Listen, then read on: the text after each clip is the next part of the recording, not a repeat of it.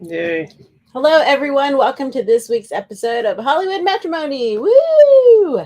Thank you for those of you that are watching us live on Facebook and YouTube. Don't forget to go find us on Instagram, Twitter, Facebook, YouTube, and check out our website, HollywoodMatrimony.com. Are you ready? Sure, Are you sharing? I am. Because you're doing the right thing. Everyone, right now, go like and share. All right. We got too many things to talk Why is about this? today.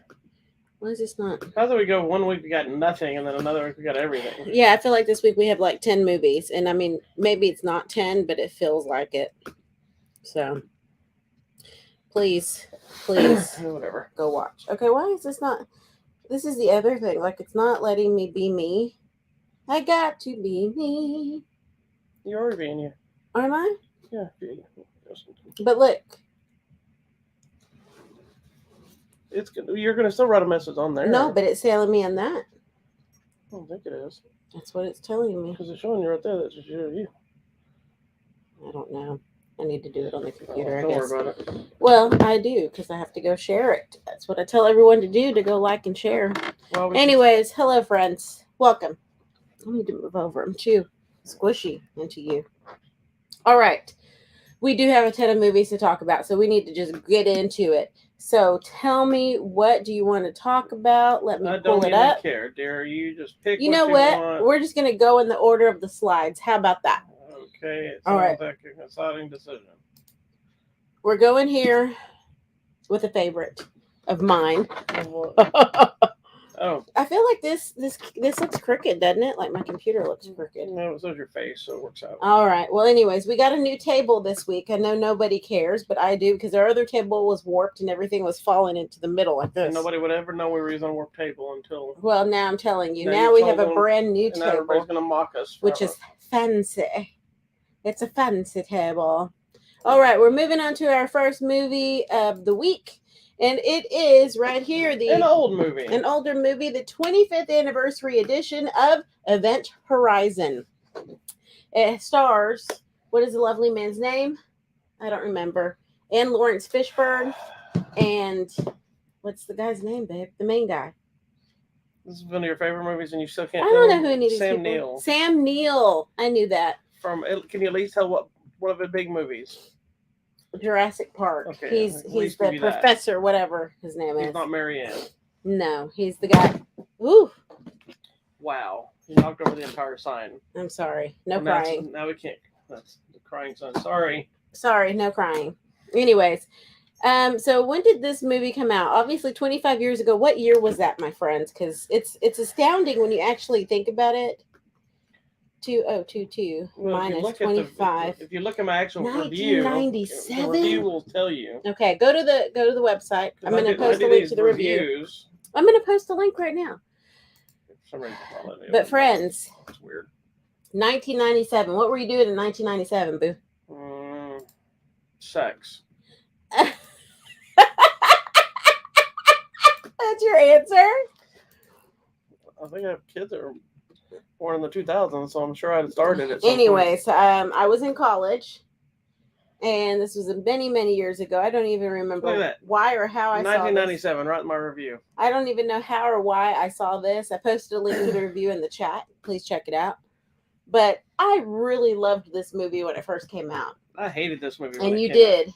You did hate And I it. never could really put my finger on it because it's everything that I love in movies is this movie. Correct. You know, it's science fiction, it's horror, it has a good cast, it's mildly gory, it's there's elements that I always thought was cool, but something about the movie just didn't work for me. Correct. Okay, And so then I never revisited. I mean, well, I revisited maybe once. And I was still with like, me. Yeah. But I think I was watching it with grumpy eyes. Yes, 'Cause I I knew- eyes. I'd already predetermined I just don't like this movie anymore. And I've come to realize, like, I revisited it with this new edition, not with new edition, they weren't here, but with this version, new edition, I'm sure was on tour or whatever. Watching this version, I did appreciate it more. I do like it more than I remember disliking it. Yeah. But once doing research on it, as I do, I do realize that there's a lot of stuff that feels like it was missing. It didn't feel like it. Mhm. It kept looking like it was trying to go all in, but then it would pull back. It felt like it never really went for it. And then I realized, I'd forgotten because I'd heard the stories before, but then I realized it's because the studios chopped it up, and there's actually at some point a much longer, gorier version. I'm trying to get in like the right spot. You were Sorry. fine where you're at. There was a much more violent, gory version that I think would have made it a better movie, because I think that's why it always felt weird to me, because it felt Yeah. like something Like was we're happening going- and it would pull away, and it was like weird edits and things like this. And then I also always felt like this movie just feels like it's a ripoff of Hellraiser. Well, it's because it was a lot of it was a homage to Hellraiser, complete with Clive Barker actually consulting on the film at times, from what I've read. So anyway, I do appreciate it more than I used to. So now that we watched it recently, I mean, did you like it better? Yeah, I'm still not a huge Huge. fan of it. I do appreciate it more. I did enjoy it a little bit more than I remembered. And then maybe now knowing some of the things that we know. Yeah, it's another one that seems like one. It was probably a little before its time.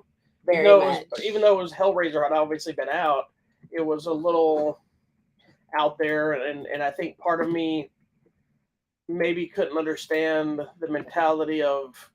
It felt like a ripoff, which I didn't realize that at the time, but years later I started realizing it just feels like it's a ripoff of Hellraiser, but never really connecting that, hey, It was a lot of it was a trying homage. it was trying to be similar to Hellraiser. It was Hellraiser in space, essentially, Correct. minus Pinhead. Yeah, see a Pinhead and the guy had been there. I would have not been surprised if I had read an article that said this movie was written as a Hellraiser film, and then they changed it. Which is funny, because a lot of sequels to Hellraisers and Saws and all these different movies didn't always start off as movies for them. They were picked up and said, hey, let's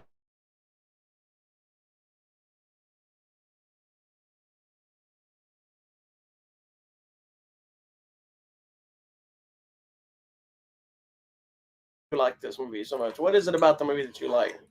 I think the idea that man's trying to control time and space, and in a way, for me, it's a biblical thing of like when you try to control things that are beyond your control, you get into trouble.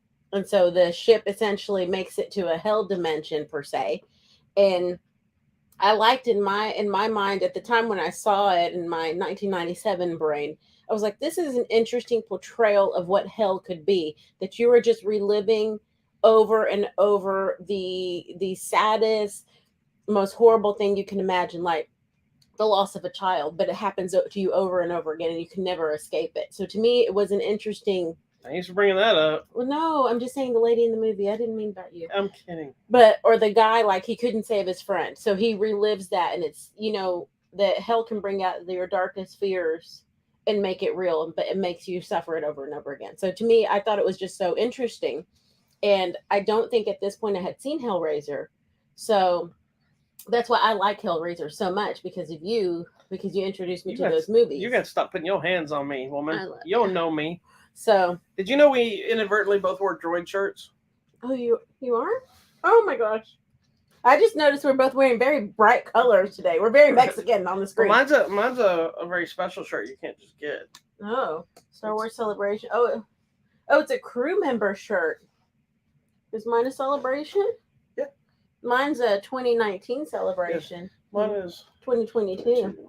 You're fancy. Anyway, yours is a celebration we were at. I know. This is the one we weren't able to go to. This was acquired for me from the inside. Well, if you are into Hellraiser, you may like this if you've never seen it. It's Event Horizon. It has a following. Yeah, it's Event Horizon. It's now available, obviously, on this beautiful 25th anniversary 4K, like you do, Steelbook edition. So check it out. All right, next.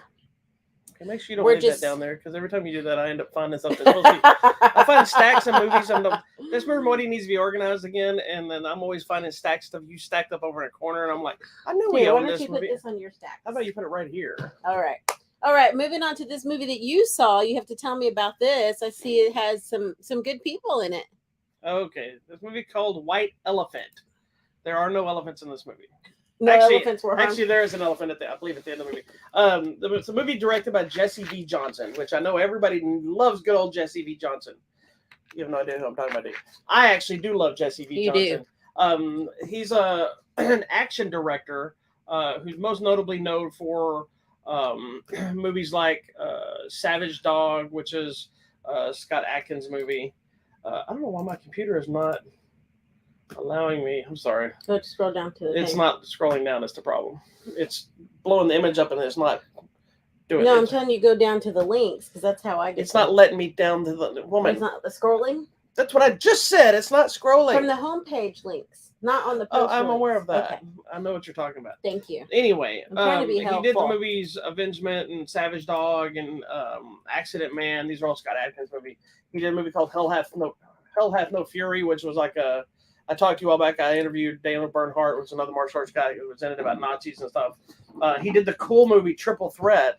That's the one that's got Iko Uwais and Tony Jaa and Scott Adkins and Michael Jai White. Yeah. So he knows his way around an action flick. Yeah. Not every movie he does is just martial arts stuff. So this new one, White Elephant, is a more of a gun-toting action, like this traditional action flick, if you will. But it's got Michael Rooker, John Malkovich, Bruce Willis. It's another one of his later, one of those. He's probably got a series of a bunch of movies that Bruce Willis did before he decided to fully retire.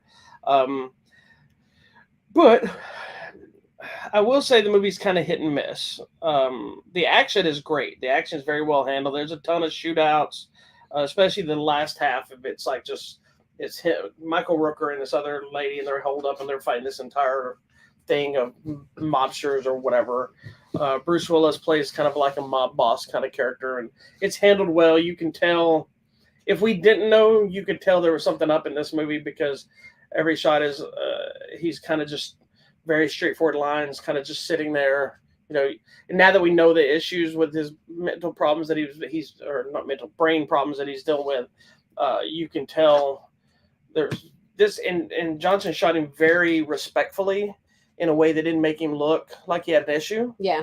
But sadly, because we know, you can tell. Yeah. But I will give you props. He gave him a badass action moment. Good. So it's not just like a lot of the movies we're seeing now when you see Willis pop up in them, he's just sitting there. Most likely there's either cue cards or somebody's feeding him the dialogue because his now has a memory issue. And in this one, you get that glimmer of Die Hard Bruce Willis because there's like an assassination attempt and he kind of fights back and he just. And it's what seems like a very simple. This is kind of an easy action moment. It is. It's literally Bruce Willis holding his gigantic machine gun, walking straight towards the camera, shooting. Nice. But he's got that Bruce Willis look, That's cool. and it looks like a shot straight out of Die Hard. As he's just killing tons of people, and it was like a great way to give him an action moment without having to do more than he probably was able to do at the time. And I'm speculating that at the time this was made, that he was dealing with a lot of it. Yeah. But in reality, this is really Michael Rooker's movie. Hmm. If you don't know Michael Rooker, he's from Guardians of the Galaxy and The Walking Dead and every other movie that's ever come out. One of my favorite movies he did was a movie called Replicant, co-starring. Is that Jean-Claude? That is Jean-Claude Van Damme, where he plays two people in it. Nice. But it's an okay action flick. Michael Rooker's fine. He's kind of toned down to there's no more crazed things. Some of the actors are, there's sometimes it's a little all over the place, some weird cuts here and there. But as a whole, it's one of those this is fully reminds me of the kind of action flick that you would used to rent at the video store. It'd come out, you're like, what is this? It's a little cheese. It's not great, but it's not bad. That's perfect. It's got some great action. You just have fun with it. These are the kind I was a guilty pleasure for when I was coming up.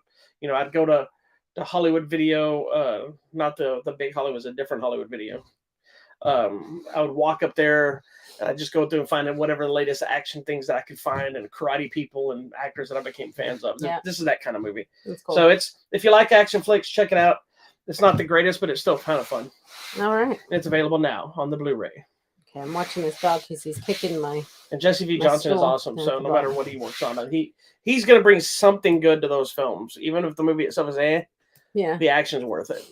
Are you okay if we go here? Yeah, whatever. Okay. All right. Next. What's up? Next is Joseph! next is the new movie starring comedian Joe Coy, Joseph! and it's called Easter Sunday. I love the tagline. Home is where the crazy is. That is so true. Can I give props out to one of my friends that Yes. commented when we posted we were watching the screening for Easter Sunday? Uh, He's like, what a perfect time to release this movie during the summer. right? I wonder why they didn't do it in May. Maybe it wasn't ready. It could have, Or maybe they didn't want to wait a whole they were nother trying year. to capitalize on the summer blockbuster Yeah. mentality because they put it down at the tail end of the summer, Correct. but it's still a big time. Yeah. That's a big release. I mean, it's fine. Unless this is one, I don't think it was because I think they made it during the pandemic, so I don't think it got delayed because of the pandemic. So I don't know. Yeah, who knows? Anyways, Sometimes they do that. sometimes these things happen. So But in reality, the movie isn't really about Easter, so that might be why it is about it's him about coming home it's for the Easter, family, but it's but about the family. it's not an Easter movie. Correct. You know what I mean? It's a little bit, but not really. Yeah. I think it's just about any holiday where you have to go home for the holidays and deal with the craziness of your family. Yeah, and he did an interview I was watching. got I think it was something Jimmy on me Fallon. that It is- was awesome that his description. They were asking him to describe it, and he said that this is a very Filipino movie. That it isn't anything about Filipinos. You know, it's a family movie that just happens to be Filipino, but you see the culture, you see the things, Yeah. but it's not about Filipinos. Yeah, it's a it's movie not about too everybody. much. We all have this family. Yeah. You know, but the Filipinos are front and center. You know, and getting to Mhm. see, you know, show his stuff. I'm going to tell the story I told you after we talk about the movie a little bit. That's Okay. a Spielberg thing, but anyway. Go ahead. So this stars comedian Joe Coy. Don't know if you're familiar Joe Coy. with his work. You should. He's hilarious. He is hilarious. So the movie's kind of based on his life experiences and a little bit of the crazy stories he tells during his stand-up, because he does focus a lot on his family and just crazy things that he said, and like his mom and Joseph. yeah, the things that they say to him and the craziness. So what I like about the movie is I think everyone can relate to some of the crazy family things. You always have that one aunt that's weird, or the uncle or whatever when you come home. But I do like that it is very Filipino without pushing it in your face. And to me, I think I really identified with a lot of the craziness that happens here. And you know, like when you come home, I guess for Easter Sunday, everyone's expected to go to church. So like, bring your suit, you're going to church. And it's so funny because in the movie, you see it in the trailer, the mom and the aunt are fighting. And so even at church, they're showing up fighting at church. So I just think it's hilarious. There's so many funny moments in this movie. Yeah, this is one that I'm a big fan of Joe Coy's stand-up, and so I was excited to see him because he's done a few movies, like little piece parts and TV shows. Like he showed up on that Mr. Iglesias show and Yes. different stuff. But this, I think, this is really his first time being the leading man. And, you know, so I'm always excited, but I'm also hesitant. So can this person lead a movie by themselves, you know? Because just because you're a talented comedian or a talented martial art actor or whatever doesn't mean you can carry a movie, Mm-hmm. you know? So I was a little concerned. And even more so, the first little bit of this movie for, you know, until it gets to the family, I got a little concerned. I'm like, oh no, this movie is feeling very, it's like it's kind of struggles. It's kind of forced. It took a few minutes to get rolling. Yeah, it's trying to find its But it was place. fine. But by the end, I thought it was actually really funny. It's predictable. You know where it's going to go, but it just has that charm, and he's funny, and I can see him being a really good leading man for comedy. Yes. With the right thing, he doesn't just have to play Joseph all the time. But the family's hilarious, and I think the stuff with him and his friend Eugene, Mm-hmm. who I love that guy. that guy is, what is his name? Eugene Cordero. Which he's on my Tacoma FD show. He's one of the firemen, which Yeah, is he's funny. ironic because that show is made by two of the guys from Broken Lizard. This movie is directed by Jay Chandrasekhar. I can never say it. Chandrasekhar. Yes, who is Sekhar. he plays his agent in the know. movie. He's a very small role but funny role. Sorry. But he's actually a pretty big director. He's directed a lot of stuff. But he's also for Broken Lizard. He directed Super Troopers and Club Dread, and he even did Dukes of Hazzard movie and all this different stuff. Greetings. He friends. directed this movie as well. Yeah. But yeah, so it's kind of funny seeing that little bit of a connection. I I was wondering if Chelsea Handler was going to show up Oh, in they're like not a cameo together because at anymore. the time of making the movie, I think they were still together. oh, they're not together. and then I'd be anymore. like, "Oh, this will be awkward if That's she shows too up." bad. Anyways, I think the other thing that's to be applauded is they pulled out every Filipino actor they could find to be in this movie, and so I applaud you. There's even a nice surprise cameo, yes, which I've heard other people mention it. I didn't mention it. I mean, if you want to say who it is, you can.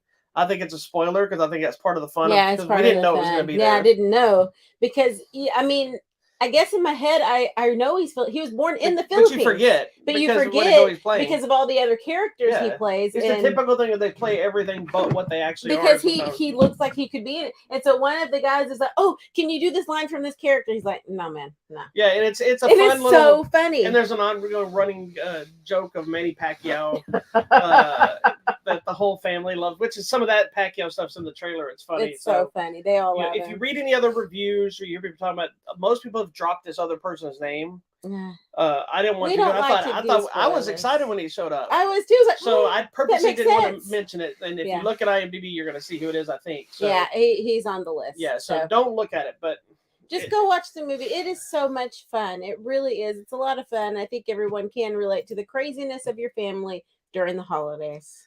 And it was fun to see Tia Carrere, even though she didn't look great. But I don't think she really looks like that. A little bit. She's getting older. Well, they gave her these big old lady glasses. They did make her up to make her look like an older lady. So she wasn't ugly by any means. I wouldn't say in that. her I'm not trying to. Oh, and I love this guy. Yeah, Jimmy O. Yang. Jimmy Yang. I'm not trying to love like him. age shame her because I mean No, she's an older still woman beautiful. now, but we haven't seen her in a while, so I was glad to see her. And she was funny in the movie too. She's hilarious. So. And the young girl was actually, that girl's adorable. The what one is that plays her the name? love interest to the son. Yes, this I don't know one, who she is. Eva Noblezada. She was adorable. Just not, and I don't just mean visually like she's cute. She's really good. But her in mannerisms this. and the way she did stuff. Oh, is it this girl? Oh, she played that character? Yeah. Oh no, scroll up and see which character she is. Because it could be. She's the voice. main girl. Yep, she's oh, the voice. look at there. And she's also the girl that said, "Oh, she's the little girl in Yellow Rose." In Yellow Rose. You told me that. Yep. Yeah. The girl in Yellow Rose. Yellow which, Rose if you is a great didn't movie see it too. last year or the year before, really good movie. She's adorable in her performance is really good, but she's adorable in her mannerisms, and it's one of those things that some actors carry guys, girls. It's not just adorable because she's a girl. Is like a little movements or like. You know, that little thing, how they turn their head. I think, too, the other thing that's interesting about her and her character, even though it's kind of like a side character to the family, is the perspective she brings to this other kid of what it is to be Filipino. Yeah. And I don't know if this happens he's mixed. as much in white culture as it does where in other Latins or other Asian cultures, you just do what your parents tell you, no matter what. You never speak back. We put them in a home. Yeah, you never speak back. You can do what you say. And she's like, dude, you can't talk to your dad that way. Even if he's wrong, you don't say anything. Yeah, we do. You know, and so I thought that was an interesting turn that she gets it. She totally understands where the kid's coming from. But he's like, dude, you can't talk to your dad that way. So it's interesting. So let me ask you this. Was it a shock to your system mentality? Me? Okay. When we, after being together with me for so long, and the thing you've either seen or heard me say or do with my parents. Yes. It's shocking to me that you tell your mom to shut up. You're like, Mom, shut up. I'm trying to talk to you. I'm not mean. No, but you're because I know she doesn't listen to you. But okay, I would so let me put it in perspective. For people think I'm just running telling my mom to shut up. No, I mean it's just my mom would get and I'm trying to tell her something. She keeps talking over me. So I'm like, sometimes I'm like, Mom, I need you to shut up so you can listen to hear what I'm telling you.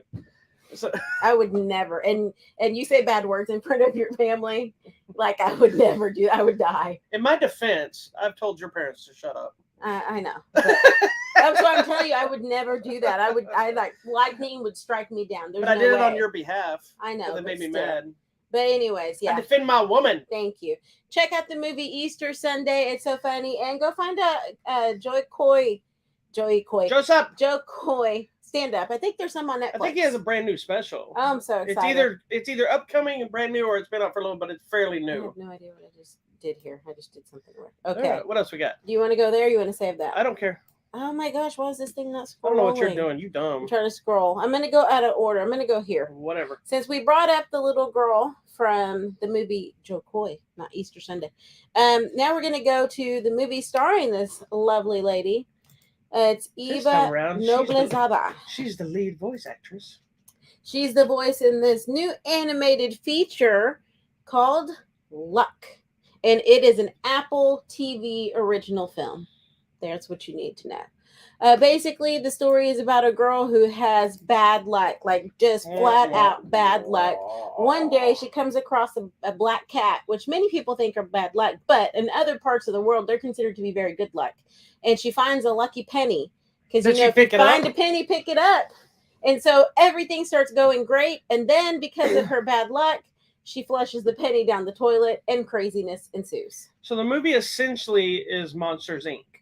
Correct. On some level, like basically meaning she goes in this and you find out there's like this entire world that deals with luck, and there's people Good and their lucks job and bad is lucks. to go out and do things and deal with good luck and bad luck, just like the monsters were with the scare rooms and all that different stuff. So it's not the same story. I'm just saying it had that same vibe to me. What's interesting about this movie, I wasn't overly excited to see it. I was. Not because it looked horrible, but I'm very hesitant on animation when it's a straight to video release, or I if just it's realized I put up the Spanish poster. and nobody would notice because you're Spanish. Yeah. That's fine. But anytime and I'm getting where I when something goes straight to streaming or straight to video, more often than not on animation, a lot of times is like it's not very good or the animation's bad. Great. But because of the world shifting to streaming so much, it's kind of changing that dynamic. But when I realized that this was actually John Lasseter's first non-Disney film that he's producing, I was like, okay, we're in good hands. I don't know if you know who John Lasseter is. I sure do. Who is it? I have no idea. Oh dear God, John Lasseter is probably one of the biggest names in animation because he directed Toy Story, Cars, Bugs Life. He kind of heralded in all that kind of stuff. So this is his first non-Disney property that he's producing. He didn't direct this. So I was like, okay. But this one actually has a great voice cast outside of Noblezada. We got Simon Pegg and Flula Borg, John Ratzenberger of not only Cheers fame, but every Pixar movie that comes out. Correct. Whoopi Goldberg, Jane Fonda. So it's got a great group of people. And the person that directed it, There's a lot of good people. Yeah. The person that directed it, Peggy Holmes, she did some stuff that you and my daughter are fans of. She did the Pirate Fairy and the Secret of the Wings. All of the Tinkerbell type stuff. So yeah, those are good. It clearly was like a Disney, non-Disney collaboration. Calling in all her friends. Yeah. So, but I will say, while it's not a movie that's really doing anything really new, it's very familiar. I thought it worked. It was fun. It was a lot of fun.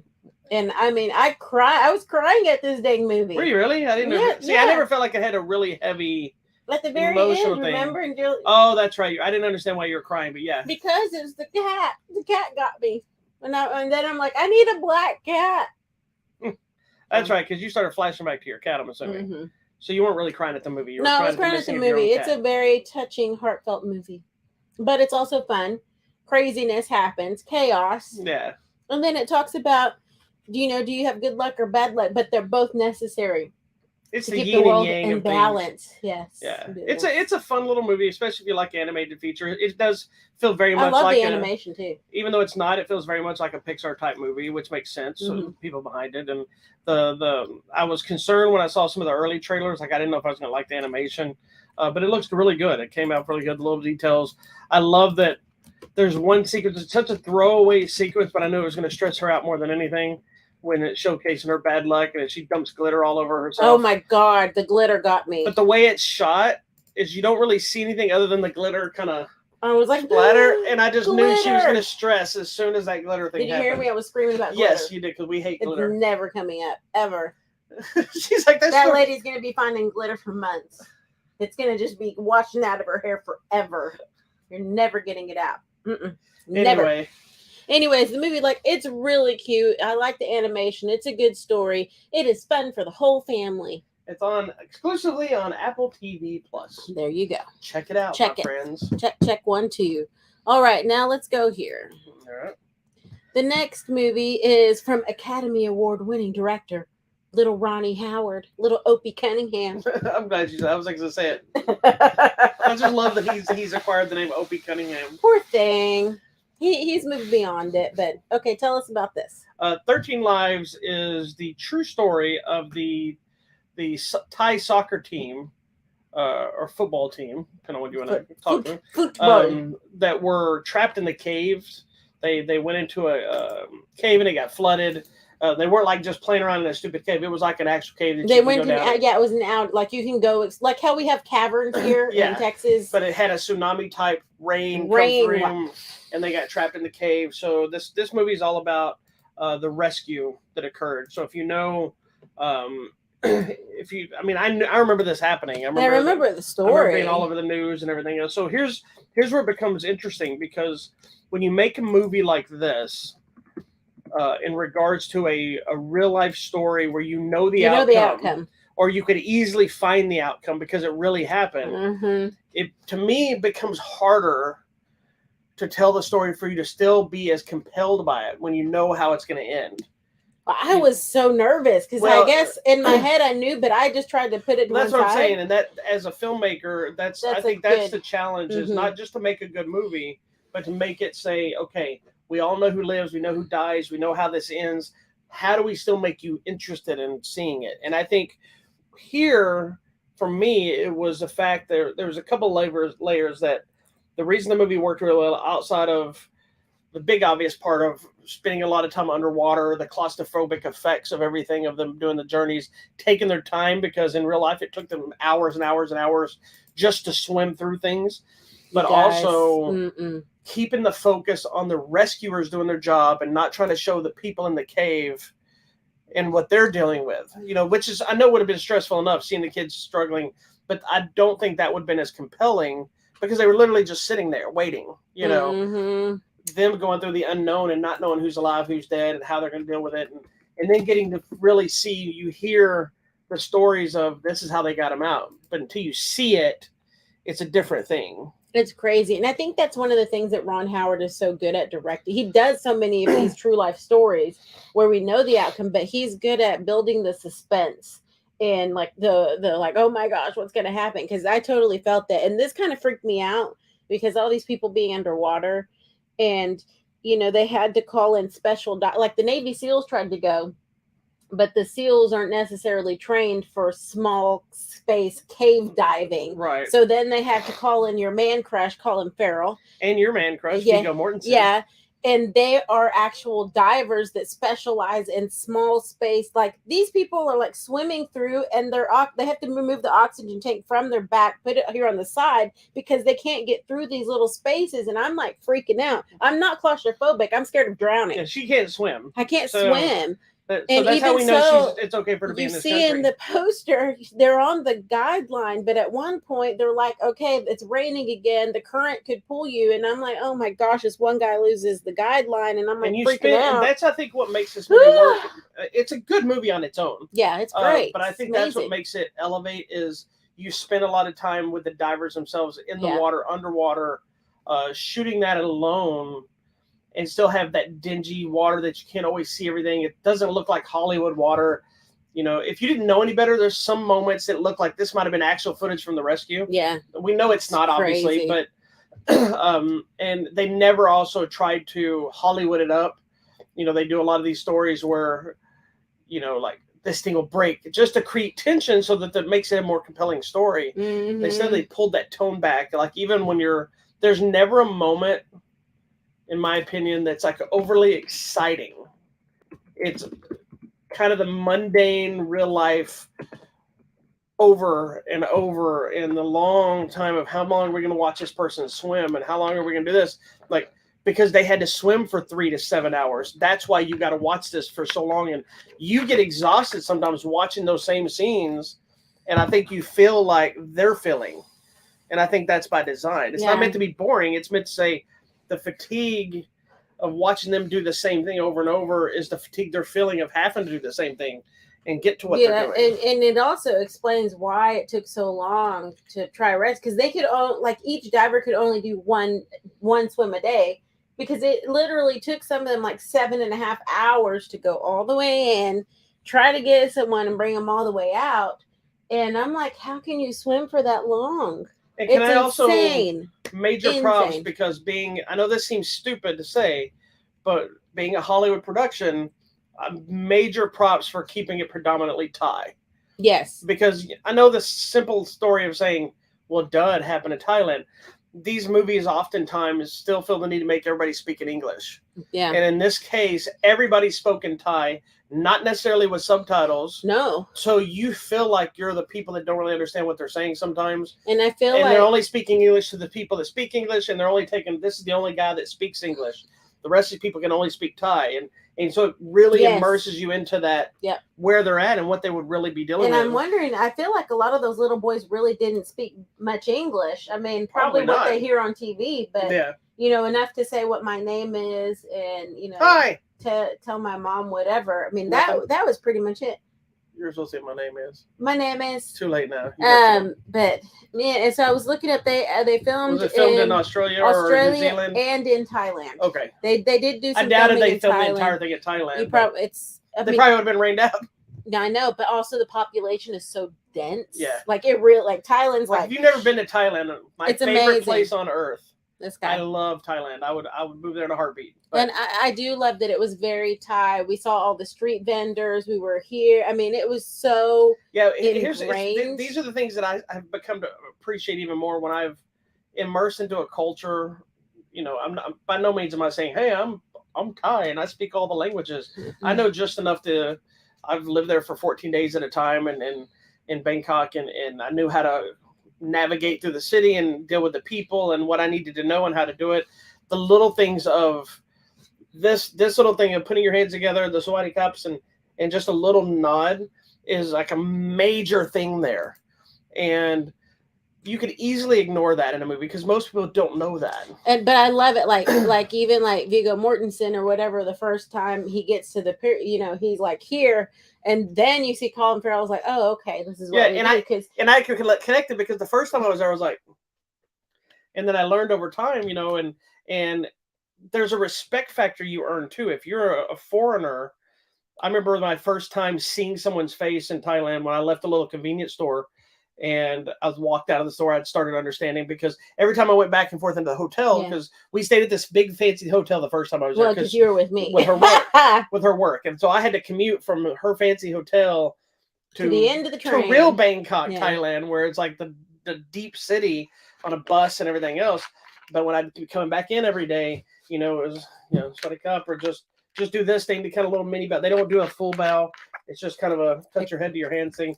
And I remember coming out of the convenience store the first times when I was back there and I was living at the school training. I remember buying what I was eating. She kind of waves at me like this because it was kind of her. Thank you. Yeah. Thanks, American. You know, and I was like, sweaty. She goes, oh. Yeah. You know, and they appreciate when you're respecting their culture. And those little things mean the world of difference to a movie like this.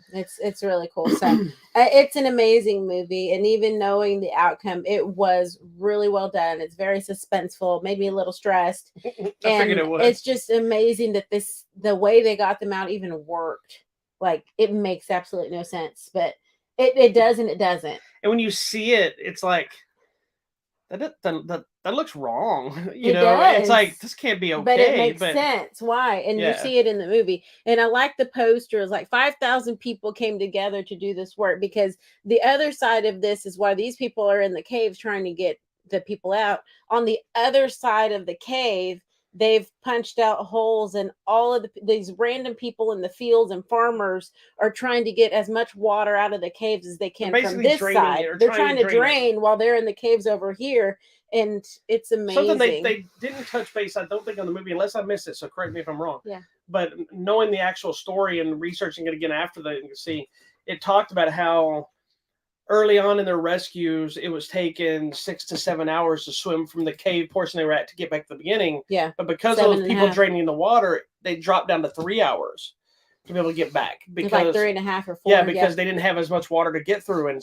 the swimming wasn't as hard, and it was. And then it started raining again. Yeah, but it was interesting that they didn't really touch a lot on that. Just that you're seeing everything happening. Yeah. But it was interesting that work that those people were doing, because in the movie it's hard to say, are they doing any good? No, but at the end it tells you how many like gallons and gallons of water they got out. And they were draining it into their crops, like they were destroying their crops. Complete fields to save these 13 people, and it talked about how the government even compensated them for their loss of crops. And it's amazing. It's an amazing story. So I'm glad we saw it. And 13 Lives is available now on Prime Video. So Check you don't it. even have to go to the theater. Just watch There it you at home. All right, we got 2 more. I'm gonna go here, and we'll leave that. You for sure you want last. to do that one first? Well, yeah, I'll be fair. All right. All right, we're going now. The next to, one is this trash movie that nobody cares It's gonna about. be my favorite movie of the year. Is it really? It's up there. Is it really your favorite movie of the year, or is it just because of your obsession? Love Predator, which is funny because like I've always been a massive Predator fan, and you just wouldn't seem like you care that much when you've. And I don't even know how much of a Predator fan you are, or just Alien versus Predator fan. No, I like Predators too. I mean, you just seem to be a fan of those two movies, not the rest of the franchise. No, I like the first Predator for sure with Arnold. I like the second one in the city. That was good too. I know all the Predator movies past the first one have issues. Every one of them. I do, yeah. But I love all of them because and the I just love with everything. Adrian Brody is really good. And see, and that one gets a lot of heat too for some reason. Predators, so good. Which feels like it was another one. It was almost like a direct sequel to the original kind of thing. I agree. I think that one's excellent. I like all of them. You just like that one because Danny Trejo's in it. The other one, the other Predator, whatever, where Predator. where they're in the city and meet me. I really like that movie, but it couldn't find its balance because it kind of got a little comical. Yeah, it's fun because I just watched all of them again recently. I feel like so. I mean, I like them all. I love every Predator movie that's come out, but I recognize their problems. Yeah, it's more just I just want to see that creature. So our latest one is Prey, the first movie in the franchise to not be called Predator in some way. Yes, and I loved it, which is both genius and a little misleading for people that may not know. Yeah, but I mean, if you watch that first trailer and suddenly you see like the lights. Well, see, that's my thing is like that first trailer first trailer was for fans. That was me. Because if you don't really like, I know a lot of people have seen the Predator, obviously, or Predator, but they may not recognize the 3 dots right away. If you see those 3 dots and you hear that cackling growl, and you know who it is. I was like, oh my god! I give them major props for calling it Prey and not feeling the urge to give it another Predator name. But tell us about this new entry. Okay, and why do we need another movie in this series? Why you need this? Hello. So this movie is set in the Navajo Nation, correct? Are we Navajo? I thought it was Comanche. Is it Comanche? That is a big difference. Don't let me say it wrong. I apologize. I don't know that for a fact, but I thought it was Comanche. To all of them. Oh my gosh. Because I thought the people that were helping with it were part of the Comanche Nation. Predator. Oh my gosh. I need to go look it. Go find it over here. Start telling what the movie's about. And I'll Prey movie. Okay, so basically, I love it because don't tell us if you love it. Tell us what it's about. Okay, and so it's about this girl who wants to join the group of warriors, but in their tribe, only men are allowed to be warriors. She's expected to be married and work in the little campground, essentially. But she's like, no, I'm going to be a warrior. I'm going to get out there. So she stumbles upon some mysterious findings and remains, and she's like, something is afoot. That wasn't just a bear. There's something out there. And then this is what we see. As you see in the thing, the 3 dots come out. Yes, it's the world of the Comanche Nation. Oh my gosh. Thank you so much. I apologize deeply because that makes a big difference. They are not the same. They're not the same. And what I love though is that the movie starts off in their language and then we slowly transition to English for us. So thank you. But I loved it. And I loved that they kept it very traditional. They showed the roles of the women, how they were doing cooking or they were doing the pieles of the animals, the skins of the animals, and the men were out hunting and doing their thing.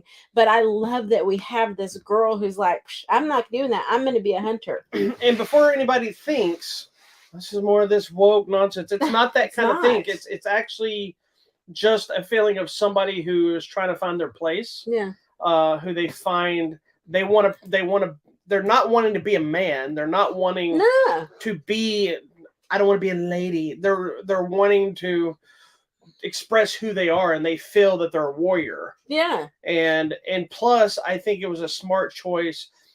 This is the kind of movie that I thought the Predator franchise should always have been, and I think it lost it after the second one. It kind of lost doing that. Like I know a lot of people that are not a fan of the second movie either, but what the thing does is, the story of the Predator has always been it comes to Earth or it goes to whatever planet and it hunts, right? Yeah. It's a single predator. It comes to hunt. It kind of lost that story as it went on. The Yeah. first two, the first one was in the jungle, and the second was in the city.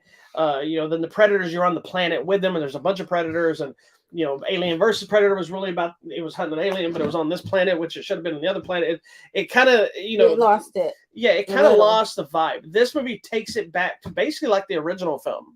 Yeah. It has a little more of the horror element. It doesn't show feel the need to show the predator the whole movie. Correct. It spends first half of the movie just like the original in the invisible camouflage. And I like, but taking a character that is so not action-like, so not the stereotypical person, not gender, but person that could rise up to fight this kind of entity, makes it more compelling. Yeah, and I like that we see a lot of the movie from her perspective, because the movie's really about her. Yeah. The predators just happens to be there, but it's about her and her life journey. And like you said, it wasn't about the male-female thing. It was about her finding her place. And I think one of the things that most of our Native American nations have always been open to was people's self-expressions. Like they were always open to the people like being two-spirited or being of both genders or feeling. But they also very thing. It. You still have your place. Still have Women your place. did this, men did this. You could be something. But if you couldn't, like in the movie, they have a great moment where they take her and say, "Fine, you can go with us." Then she failed, and they're like, "You've already failed. You can't do this. I gave you the chance that you didn't deserve, and you did exactly what I thought you were going to do. Yourself, so you need to go back to the women, which you're supposed to be doing." Because the dad, it looked like, had already picked someone for her and everything, So, but as it moves on, this might be. I'm still on the fence, but this is at least as good, if not better, than the original Predator film, in my opinion. And it's saying a lot because the Predator is an iconic classic action flick. Yeah. And it's a testosterone-fueled, muscle-bound action movie, with close-up shots of biceps and blood and whatever. That movie is about how much muscle can we put in this movie against something that's bigger than them. Correct. They did the same thing then, but instead of in this movie, this thing seems even bigger than the original Predator, but they didn't make this person to be a match for them. It didn't. It was this. Yeah. It was her being smart and aware. That they also kind of took the Predator down some. The Predator's version, every movie we've got a little bit different version of Predator. And if you go through the comics and I believe novels or whatever they put out, it's kind of been understood that there's different kind of species of Predator. Yeah, they're all the same planet, but it's just like we have different colored people and different looks. This was very much more of a savage predator. It doesn't have a lot of the same technology. And I'm wondering because it's back in time. So it's an older variation. Earlier time, maybe. But it doesn't have a lot of the same technology. No, it's different stuff. They do have things where it shoots the lasers and stuff, but it's not constant. It's not, everything is not this high tech. It's like even the character doesn't have a lot of crap on. Correct. It's almost like it's a Native American predator. Yeah. Complete with like one of my favorite designs, that its head is a skull of something that it killed earlier in the film, giving it a more savage vibe. And even when you finally see the inevitable face where and of course, obviously it took the skull and technologied up a little bit, but when it takes the skull off, like we always know something happens and the skull comes off, so you can finally get that. It even looks different. Its face looks different. It doesn't have like all the other movies. Most of the time it had different braids or a little shaped head, but the face part here usually stays about the same. Yeah, this one was way more browed and a little more pointy and a little more prehistoric. Yeah, very much so. Yeah, it was interesting. I thought it was a really good film. It really is good because we're getting two stories. We're getting her story and we're getting the Predator story all at once. And I love to, I don't think it's a spoiler about the other people that show up in the film because we're historically accurate in time period and location. I thought that was important. Well, I'm going to throw something out that I don't know if you caught. There's a connection in this movie to Predator 2. So don't look up. I'm going to tell you. No, I'm looking at like Predator 2. I got to see Predator in the City. Danny Glover, the one in the city. Okay, Predator in the City. So do you remember how that movie ends? He's sweaty. He shoots him out. I don't know. Did you say he's sweaty? He's sweaty. Remember, he fights the Predator on his own ship, on the Predator ship at the end. Remember, he's running around the ship. Yeah. So in that movie, yes, I'm there now. In that movie, Do you remember the weapon he uses? It's that old musket type pistol. It is the pistol that's taken in this movie. That's cool. If you go look at, I read an article about, because I thought about it, I'm like, so maybe it was just cool. because there's a, like, what are they, French Yes. tracker, French poacher type poachers. characters? The gun is taken in this movie at some point. I think by the Predator, isn't it? I think her. And Or does then, she take in this? Anyway, Anyway, then it gets but yeah. if somebody, I haven't had a chance to go officially look at it, but one of the things I was article I was reading afterwards said that if you look at the gun in the movie and the gun in the movie, it's the same weapon. And so it shows, like, okay, 300 years ago, and probably even further because that movie takes place a little bit in the future, is he's now using the same gun that they took as a trophy back then. That's so cool. And there's other little connections to things, but Yeah. I think this movie feels smaller but bigger at the same time. Yeah. Because the world it's in is, this Comanche Nation. There's not buildings, there's not people. It's like the woods, but it's not like the rainforest. It's open lands and trees, and there's wildlife, and there's a great bear sequence. It's part of it's in the trailer. But I think too, the other thing you see, which we know, is the predator isn't always the predator. It can also be other people. Because she comes back at one point, she's like, "We need to move the tribe because danger's coming," and it's other people. Yeah. It's interesting. When I like this, even still stuck to the thing that the predators don't usually just kill things that they don't feel are a threat. Or threatening. So even though she's a threat, it looked at her at one point like, look at this. It's like if I look at you, and then next thing you know, smack was, me in the back of the head with something. She was smart, man. Yeah, but it's got a great fight payoff stuff at the end. I love her training sequences too. It's really good. Little weapon building things, but in none of it, I think, dilutes the Native American mentality of the movie. Yes, because they could have kind of gone off the rails a little bit and made some stuff that, okay, she took technology, she understood all of a sudden from this predator, and it's not. She's still sticking to her own thing. With her stuff, yeah. I love this movie. Such a good movie. It's such a good movie. I'm bummed that it got Hulu release because I think it deserved more, but I also understand because the franchise isn't what it once was. But I think this movie could be trained, and who knows if it does well on here, this could be like a Hulu original series, and they're not having to put out the distribution. And and the guy that directed it, oh my goodness, who is that guy? I always forget. Somebody I'm a fan of. I don't like that they're saying this is the original story of the Predator because I don't think that's right. That's because you're stuck on the films that are not canon to the main story. Alien versus Predator was... It is not canon to the story. How can it not be? It's listed in the order of movies. Who wrote it? Some random fool that put it out. Who knows? This is a prequel to the original film. They're not listening to anything else. Fine, but so I think you can think whatever you want, but it's just like the Halloween movies when they look, we thought these other movies suck, so we're going to forget they exist and we're going to do something else. I guess that's basically what it is. Your weird obsession. Anyway, this movie is the director of this did 10 Cloverfield Lane. Okay, which is great. What's the other big one? Hold on. I also need to applaud this film for actually using Native American actors. Yes. So thank you. It's very important. And from my understanding, I read a thing once, they even had a Comanche Nation consultant on set to make sure they were doing, and I'm assuming a lot of that had to do with like, okay, this is what they wore, not this, because something as simple as like a bead. Well, and the braids, the different braids have meaning. Like, that's Navajo or that's Apache. That they wouldn't wear this. And again, people like us would have never known the difference. No, but the people that it matters would know. And I think that kind of stuff. This is another one of those films that's a heavy representation, important representation, but not forcing down your throat representation. Correct. This is a Predator movie that just happens to take place in the Comanche Nation. And I love these people. They have such beautiful names. Like the main girl, her name is Mid Thunder, like her last name. And Native American names are always the best. Black Antelope. And there was one, this guy's like, his name is Cattleman, Crowfoot, Eagle Tail. I was like, man, we don't get some cool names like that. I would be Bobby Beaver Flapper. No, like how cool is it to be called, that my name would be Eagle Tail.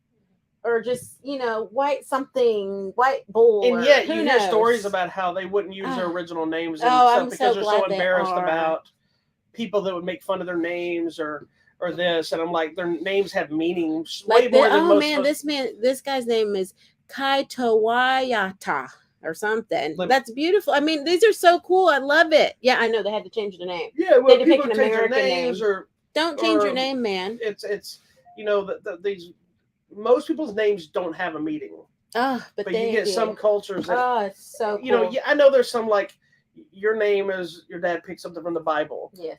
Most people think your name is something from Buffy the Vampire Slayer. The meaning is there, but it's not really a meaning to you as a person. It's Morning Dew. Is my name. Yeah, you take a lot of the morning dew. So So you live up to your title. My name is Bobby.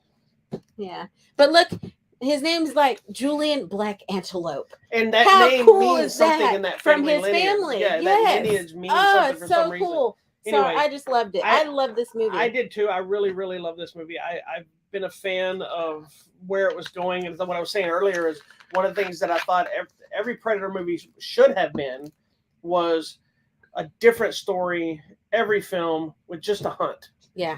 And well, we got it. The second movie Love it. kind of planted the seed for Alien versus Predators because it was already happening in the comics for years. Yeah. You people that are excited about the movie, we read these comics years ago. Well, give me the comics. And there's a couple of miniseries, Batman versus the Predator, which is awesome. But seeing the skulls and you watch that movie, you see the alien skull in the ship, you're like, oh, they faced off of them. But you get the idea of they could have gone to this time period. It could have been the Old West. It could have gone into Mexico. We could do so many stories. It could have gone to Japan and it's fighting samurais. There's so many things that it could be doing. Do samurais. You know, that it's always been a missed opportunity. And I think these period type pieces, I think, elevate the character into something bigger. Even if the movie is smaller, it makes it bigger because you're like, not only like, holy crap, these have been around for a long time, or when you go back and see it face off against Schwarzenegger in the new one, you're like, okay, now this one has already faced off against his Comanche Indians, it's samurais, it's faced off against pirates, it's faced off against these people, and now it's got to fight this guy with these new style guns, and maybe doesn't understand these new machine guns because the last time it came, it was fighting a musket, you know, and so I think it adds a new dynamic, and we both.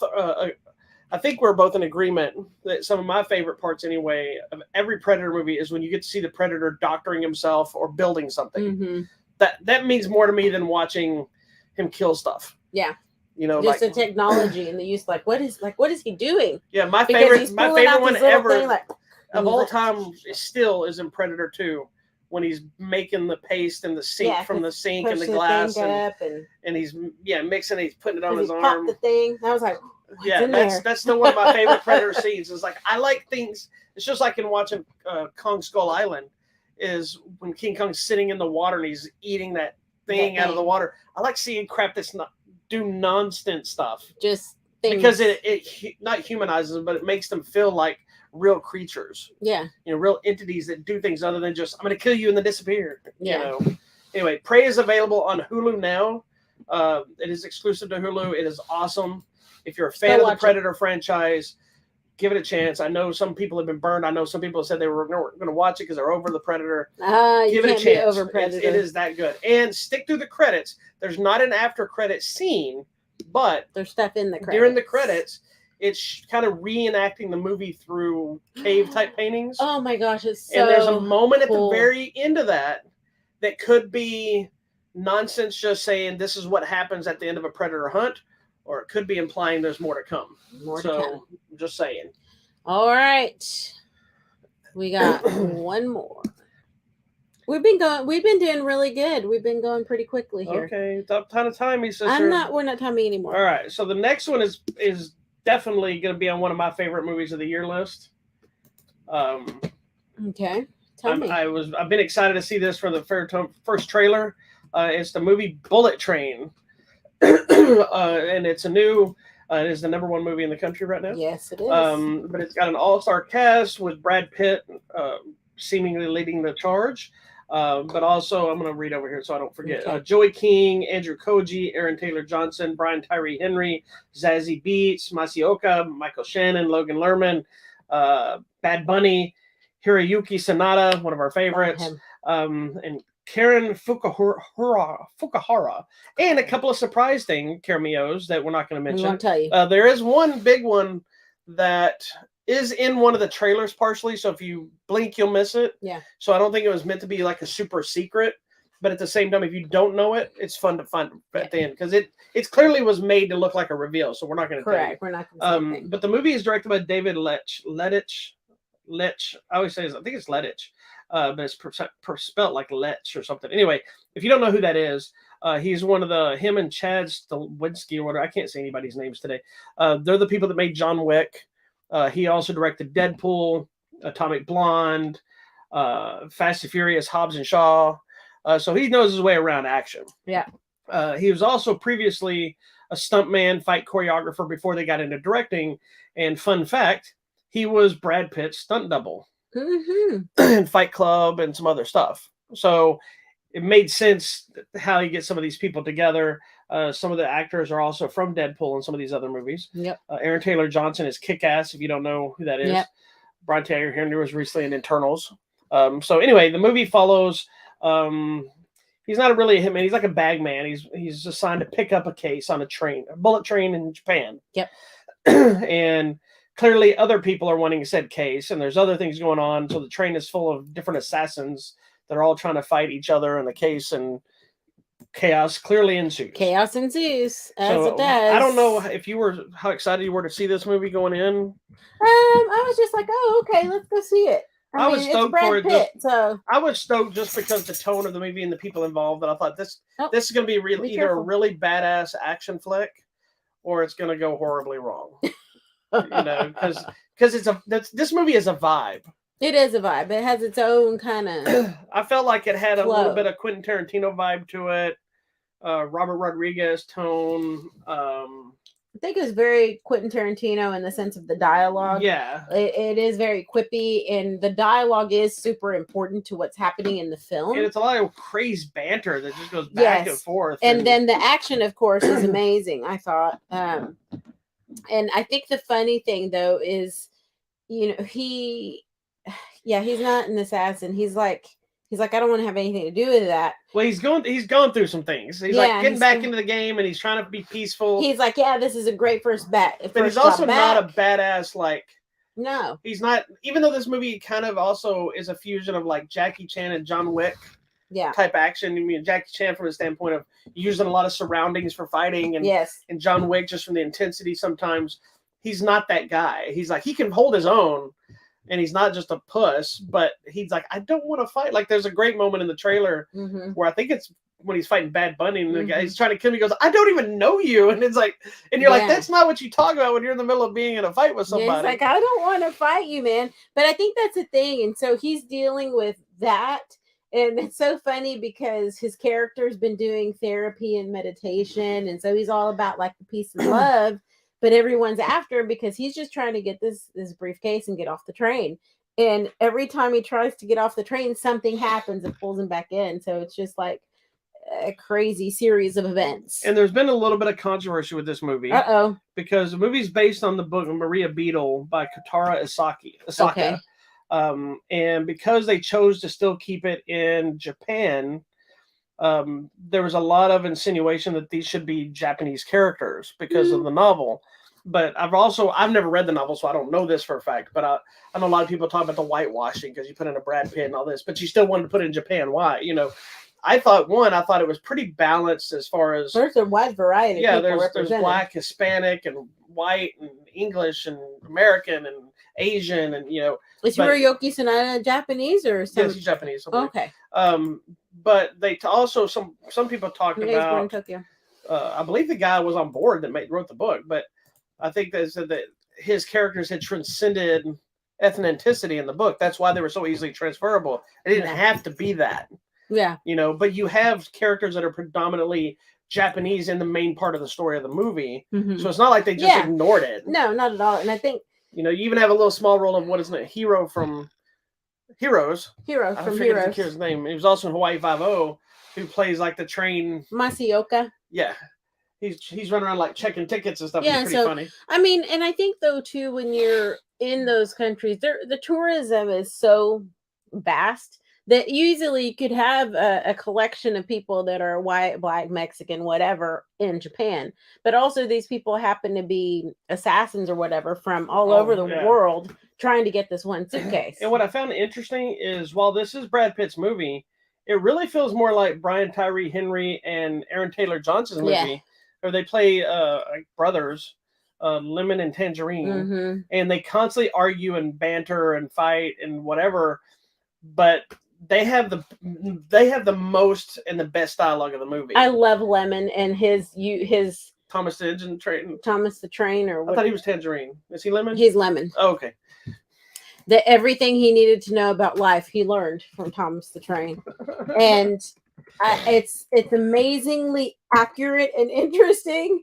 And I'm like, really, this is where we're going? But it makes so much sense. But then when you get the backstory of where they came from and how they're brothers, I was like, okay, this was important to him in their upbringing, that it gave him some balance there. So yeah, it's got great action. It's fun. It felt sometimes like Kill Bill. Yes, where there's like when Bad Bunny shows up, it cuts to his story. It turns into like a Robert Rodriguez film. Yeah, like that whole tone thing. I felt like Robert Rodriguez was shooting that thing. And then it cuts back to the story, and then it cuts to the flashbacks. And it's an interesting thing where it's like on the surface, it seems very straightforward, but there's so many sub-stories that are bringing them all together. And there's even at one point, I'm like, there's all this stuff going on the train, and nobody is saying anything. Nobody has a problem with anything. Where's security? Why is it? And it's revealed later in the movie why. And you're like, oh, okay, that makes more sense now. Yeah, but at the same time, it's quirky, it's weird, it's action-packed, it's fun. The characters are all unique. There's no just, straightforward. Like Joey King's character is she's kind of the cerebral assassin, kind of mentality, and not to be confused with the WWE character. But she's Stop. She's got a spot spot she keeps licking. She's kind of tormenting people with her brains and always playing the victim. Yeah. There's a lot of moments you see in the trailer they're just as good, if not better, in the actual theme. But there's so much more that you don't see. I will say it does get a little over the top at times, but by that point you're all in. I'm in. I love it. And it gets a little CGI heavy at the end, and some unbelievability. But by that time you've done so much with these characters, and it's so fun and ridiculous that you're all in. Yeah, I loved it. I loved it. Really, it was definitely on my top. I had no idea what it was even about. All I know is Brad Pitt. It's like, okay, cool. I'll watch anything Brad Pitt. What's funny is I knew I was going to love this movie the moment when I saw the trailer that Brad Pitt. Well, two things. One, where Brad Pitt is walking around with that bowler type hat on, and he's supposed to be tough and badass. I'm like, and he's okay, like, there's gonna be some quirkiness in his weirdness. And then the other side of when he's fighting, and he's like, I don't know you, and he gets knocked around, and he's like, it's almost like he's like trying to get out of a fight, but he's still fighting and he's still flipping stuff. And I'm like, okay, this is gonna be my kind of movie. Yeah, it wasn't as martial arts heavy as I expected, but that was good because it didn't need to be. And it was a variety of fighting styles from all the different people. Yeah, and there's a running thing with a snake that makes no sense, and it's very clever on how they dealt with that later on in the movie. Like throwaway moment that you're like, what? Why does this have to happen? And then it comes back to the play, and you're like, oh my God, that was genius on how they put that together. But at the same time, somebody might be like, oh, that's too much of a coincidence. But no, I thought it all worked. I loved it. I loved it. I thought it was great. Okay. So anyway, Bullet Train's the number one movie in the theaters, in the country right now. It's in theaters now. You should check it out. It's a fun, quirky movie. Check it. 1, 2. All right. Next, we're over to you, sir. Oh, Tell us. Why are you checking it 1, 2? Oh, okay. We're gonna go into our giveaways because that was the last of the movies, I guess. No, what's coming out? I know. Oh, I just said giveaways. Oh, we're doing that. Sorry, you brought that up on the screen. It threw me off. Sorry. Yeah, don't be Event looking Horizon at the 4K is coming out this week that we talked about already. Sonic the Hedgehog 2 is coming out this week. Nice. Those movies are so good. They are. They're way. Those movies better than they. Those movies I never would have thought I would have watched and liked. Never. Like Jim Carrey was the only reason I wanted to see the first one. And then I was like, I know you know that. It cracks me up. And it cracked me up that I was excited for the second one, and then it was so much better than the first one. I was really like, this is ridiculous. There's a movie called Hot Seat coming out. It stars Kevin Dillon and Mel Gibson. We'll talk about next week. The movie Men that we really wanted to see, which is the movie where the lady's seeing the same guy with everybody everywhere. Yes, I'm so intrigued to watch that film. That's directed by the same guy that made Annihilation and El Machina. Oh, okay. Ex Machina. I turned it into a Spanish film. Ex Machina, not El Machina.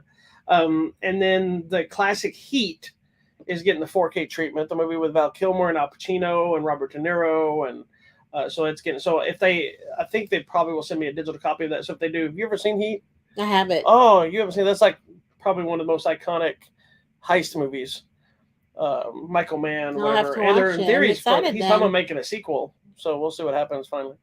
Those are the big ones. There's little stuff getting 4K, but those are the big releases this week. Okay, coming out this week. Oh my gosh, there's so many good things happening.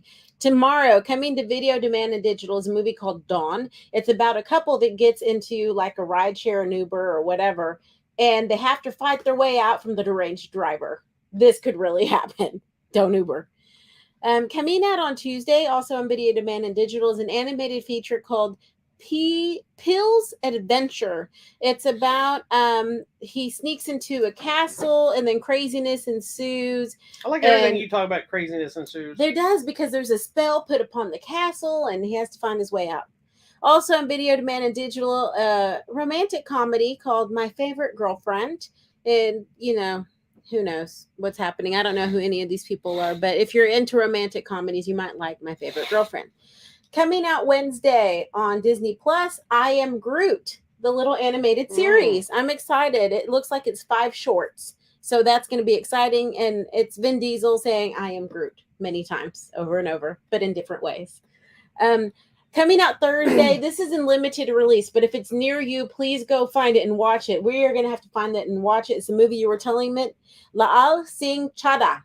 It is the Indian remake of Forrest Gump. Yes, like literally remade Forrest Gump. I don't mean to interrupt you. Yes. But this kind of popped up on the. So I'm showing her a picture of the guy that played the Predator with him. But this is just fun fact. It says the Predator is played by Dan DiLiegro. Mm-hmm. He played 8 years of professional basketball in Israel and Italy. Wow. He is 6'9", and he found his way into acting. Oh, good for him. And now he is the Predator in Prey. That's cool. Good for him. Anyway, it just popped up something. Okay, so go find this movie, Laal Singh Chadha. Please go find it. Oh my. Coming out on Friday. Let's see. Oh, I want to see that one. Coming out in theaters is a movie called Mac and Rita. Is it about margaritas? Bachelor. No, it's these. A lady joins a bachelorette trip with her friends, and then it says her inner 70-year-old is released, but like literally she becomes a 70-year-old and suddenly she's Aunt Rita. I don't know what's happening. It seems very strange. It's Loretta Devine though, so I'll watch it. Is it like a comedy Diane version Keaton. of that? Yeah, so that I M. think Night Shyamalan movie. I think it's the girl turns into Diane Keaton. Do people go back to that same island where people were turning old? Yeah, maybe so. But I mean, it is Diane Keaton, so I'll watch it because I love her. I'll watch anything she does. So Yeah, it's coming out in theater, Mac and Rita. Also coming out to theaters is a movie called Inu O. Born, it says, with unique physical characteristics, and the horrified adults cover every inch of the body with garments, including a mask. Oh, that sounds very sad. It looks like an animated feature. Like, The movie Fall looks interesting. I know it's only limited, but if it's near you, the movie Fall, best friends Becky and Hunter trying to conquer and push the limits, and it looks like they are on the top of a radio tower and no way down. That's not a good idea. Coming to Video Demand and Digital is a movie called Collide. It's a thriller about these couples who share a fateful night in a restaurant. That doesn't sound good. But it does have Ryan Phillippe. So if it's anywhere near me, I will watch it because I love Ryan Phillippe. And Cat Graham. If you like Cat Graham, that's a big deal. Okay, let's see. Coming to Netflix, Netflix movie of the week starring Jamie Foxx. Finally. The movie Day Shift. And Snoop Dogg. Yes. Scott Adkins. Yes. So that's why we will be watching this Netflix movie. So I'm very excited about that. Coming to Paramount Plus, their movie of the week is called Secret Headquarters. Is that the Owen Wilson one? I don't know. It doesn't say. It's Michael Pena. Look at the poster. That doesn't look like it. Does it? Oh, it is Owen Wilson. Okay. So it's about hold on, let me get back. Go back. Sorry, I didn't mean to mess you up. No, it's okay. It's about a group of friends that discover the super secret headquarters of a superhero. So secret headquarters. Another Netflix movie. There's so much happening this week. 13, the musical. So, I mean, if you're into that, it's a little boy at his bat mitzvah. If you're into being 13, and it's a musical. So, I mean, I don't think we're the audience for that. So that's what's happening. Two things I want to bring up. One of them, I just want to say, I was bummed I made a post, but I don't know if you saw it earlier. Hold on, wait. There's one more. Sorry, go ahead. Go ahead. Do your thing first. There's a HBO documentary, HBO Max, if you have it. It's called The Princess. It's a look at the Princess Diana story. So, sorry, go ahead. Nobody cares about Princess Diana. Wow, Dirty so many Diana. People do. The so story of Michael Jackson? No. Oh, anyway, first shout out to the sad passing of David Lee. Shout out. But that's not a good shout out. That's like I know it's a very rest in peace kind of mentality. He was a martial artist and an actor, a stuntman, but most notable as being Michael Keaton's stunt double in the first two Batman movies. He did a bunch of stuff. He also has a great scene in Double Impact in where he does a little quick fight with Jean-Claude Van Damme in the aerobics class. So he passed away over the weekend. So rest in peace. The other thing I want to bring up, and because I know our opinion doesn't really matter about this, but I want to bring up this bullshit about the Batgirl movie. I think it's something that needs to be discussed. So sad. Because I think it's setting a bad precedent in Hollywood. It's very upsetting. I understand what they're doing. So if you don't know, they made a Batgirl movie. And this isn't about whether the Batgirl movie is good or bad. They made a Batgirl movie that was supposed to be streaming exclusively on HBO Max. There was a little bit of talk of it going to theaters at one point. It's directed by the two guys, and I apologize, I can't say their names. I mean, I can say them, but I forgot them both. They directed Bad Boys for Life. And one of the big, really cool things about this movie, or a few cool things about this movie was, first of all, the Batgirl character was a Latina woman. The Michael Keaton was returning as Batman in the movie, much like he is in The Flash. Brendan Fraser is the villain as Firefly. The first time we were going to get to see a live action version of Firefly. But there's apparently this window of opportunity with Warner Brothers and Discovery merging. And there's some sort of a tax break thing that this is a $90 million movie that they can write off, or $70 million or whatever it is, they can write off of it in this window of the merger and take the profit side. But the circumstances means this movie can never be shown ever. It just gets put on the shelf. And I think the problem with this, to save money, and they're still going to be releasing the Flash movie in theaters, which has way bigger problems as far as promotions. That guy. Yeah, I don't know how they're going to market that movie, but it's a movie I want to see too, because it also has Michael Keaton and Ben Affleck come back as Batmans and dealing with stuff. But it's like, I think it's setting a bad precedent, because I was listening to Kevin Smith today talk about it, and a lot of things have been affected by this merger, because it sounds like the guy that came in that's leading the charge does not believe in any of the DC universe being streaming. I'm on theatrical stuff only. And there was some stuff that came out that said the movie was irreparable. There's other things that said, no, this movie was not as bad as people are saying. And then people are claiming clearly it sucked, because people are always going to latch onto the negative. But forget that part of it. Let's say it does suck. So let's say it's the worst Batman doesn't matter movie. This is the same company that made all the other DC movies you thought were going to suck. And some did and some didn't. But Kevin Smith made a really valid point of the thing that filmmakers used to only have to be afraid of was their film getting dumped onto cable or streaming or something because it wasn't good enough to be in the theater. Right. Now we've got a thing of saying we don't even have to release your film. And I think it's insulting. That's not okay. I think it's insulting to all the people that worked on the film, that put their time, their excitement. Even if the film was complete trash, the actors, the crew, the writers, the directors, all the people that put all their work and their time and their efforts, of course they all got paid anyway, but that's not the point. They built art that they want out there. Yeah. And for it to just be saying, we don't care about that, we want to save money, when there's so many other things they probably could have saved money on and done that would not affect this. But at the same time, as this is happening, there's so many shows and things that are scrapping because of this merger. and I don't know if you've heard all this, but they're apparently they're merging Discovery and HBO Max, where HBO Max is going away. It's going to become something else. Something else. But my opinion is you have HBO Max that has all this content, and they did it better than my opinion when HBO Max launched. Yeah, they knew what they were Some doing. bumps They in- knew where bumps they in were the going. road. Though. It was a better thing than Disney Plus. May not have the same quality stuff, but has way more variety of stuff. There's always something on HBO Max to watch. Disney Plus, I've scrolled through Disney Plus and Netflix numerous times. Like, I can always find a go-to show on HBO Max that maybe something I liked or never got caught up on. I know we can all argue like, well, I like this better. That's not the point. But I think I don't see Discovery Plus being something that's as big of an interest.